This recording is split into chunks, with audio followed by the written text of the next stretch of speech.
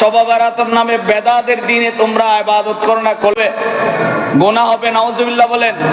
তো শয়তানকে যেদিন জান্নাত থেকে বের করে দিয়েছিল, আল্লাহর দরবার থেকে একটা আজিজিল দিজা পেশ করছেন, আয় পরওয়ারদিগার আলম, তুমি আমাকে শাস্তি দিয়েছো, এটা আমি মাথা পেতে নিলাম, তবে আমাকে একটা সুযোগ দাও। কি সুযোগ দিব? বলে আমি যেন কিয়ামত পর্যন্ত বেঁচে থাকি, এটা সুযোগ দাও। গ্রহণ করা হলো।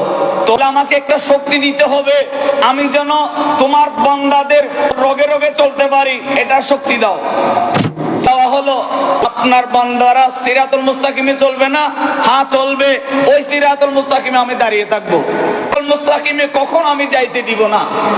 এই আদমের কারণে তো আমাকে জান্নাত ছাড়তে হইলো। এই আদম সন্তানকে আমি জায়গা বজাগায় ডিস্টার্ব করব। এই মানুষ রূপে দেখতে ফেরেশতার মতো ইনার ভিতর ঢুকছে কে? জিনে ধরে না আমাদের দেশে? জিনে যে মানুষকে ধরে ওই মানুষ আবুল তাবুল কথা বলে, ঠিক কি না? বৈদ্যর কাছে যখন নিল, বৈদ্য বলে তুই কোথা থেকে আসছিস বল।